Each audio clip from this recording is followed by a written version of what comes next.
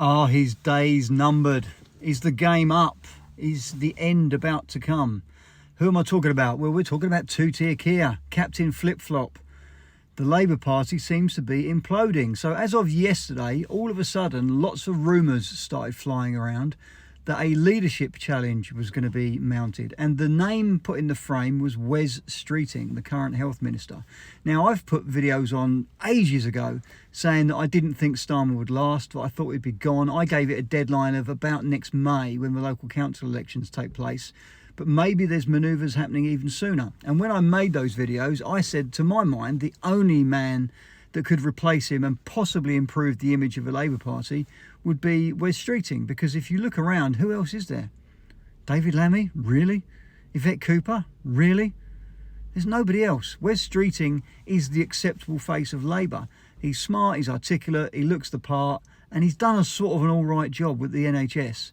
So he's the only man in the frame. So that name was put forward yesterday. Lots of rumblings within the party, lots of rumblings about Starmer, disastrous leadership, broken promises, and that's before the disastrous budget arrives in 2 weeks' time, which everyone says, even on the Labour Party, is going to be a very, very tough budget. And then, apparently, Wes Streeting has come out and utterly denied it, and has also gone on TV this morning and has given the dreaded vote of confidence to his boss. Now, normally it's the other way round. And normally, in football terminology, if the owners and directors give the manager a vote of confidence, that's the final straw. You know the guillotine is coming. It might be days, it might be weeks, it might be a couple of months, but generally speaking, once somebody gets a vote of confidence, it's all over for them. And Wes Streeting has cast the vote of confidence in favour of Keir Starmer. So does that mean it's all over for him? So it seems that maybe there's not a leadership battle going on yet, and Wes Streeting is utterly denying it. But it is also being alleged by all of the journalists, including all the mainstream journalists who would normally not say these sorts of things, that somebody within the number 10 machinery has been briefing that this is what's going on. And the finger is being pointed at Morgan McSweeney, the Chief of Staff. Is it him? Nobody knows. Is the truth going to come out? Nobody knows. What is true is that they are in absolute turmoil, absolute uproar. That the rats are starting to bite each other. The rats are starting to turn on each other and attack each other. The infighting is starting. I think the reason for that is that all of the Labour MPs, particularly given the fact that they had a load of new MPs at the last election because they won a massive number of seats, and lots of those seats were in areas they hadn't previously won before. So you've got a load of new MPs come on board who were probably thinking, right, we're sat tight on the gravy train now for the foreseeable future.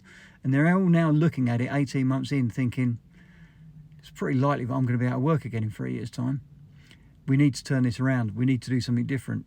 We can't wait until the council elections next May because we're going to get absolutely devastated in those. So we need to do something new. So the whispering is starting. The group forming is starting.